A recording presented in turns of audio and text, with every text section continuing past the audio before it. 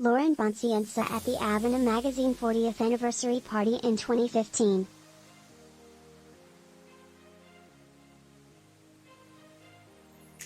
Annie Watt, Society event photography agency. A suspect in an ultimately fatal shoving attack in Manhattan's Chelsea neighborhood turned herself into police the morning of March 22, the New York Police Department said.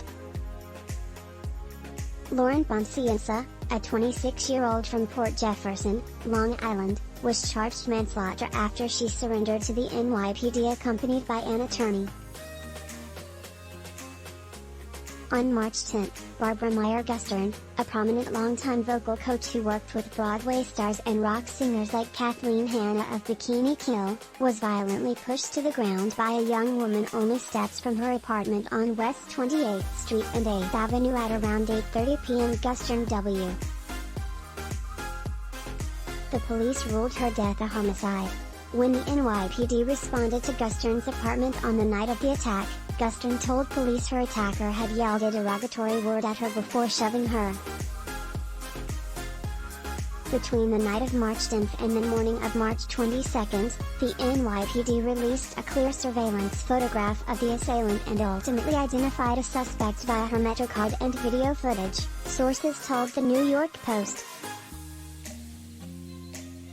The connection between Pazienza and Gustern, if any, is unknown. It's unclear whether Pazienza knew Gustern, and if any possible motivation was behind the attack or if the shove was a random act of violence. Pazienza's since deleted LinkedIn profile lists her as a communications and events coordinator for the North American branch of Roche-Bobois, a high-end French retailer of home accessories and luxury furniture. A Roche-Bobois representative told The Observer that Pazienza no longer worked there.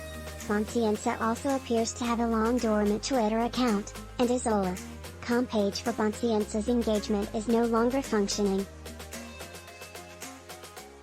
A graduate of the American Musical and Dramatic Academy, Gustern built a career as a well-respected vocal coach in New York City and worked on many productions, including the 2019 revival of Oklahoma.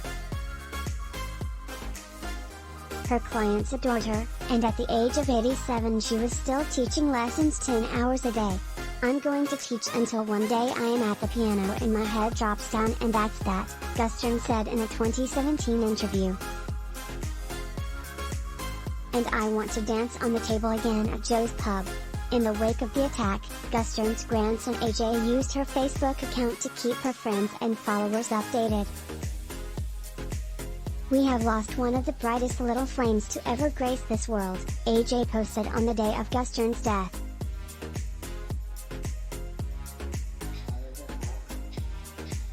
On March 10, hours before the attack took place, Gustern herself shared a Facebook update expressing optimism following a period of detachment.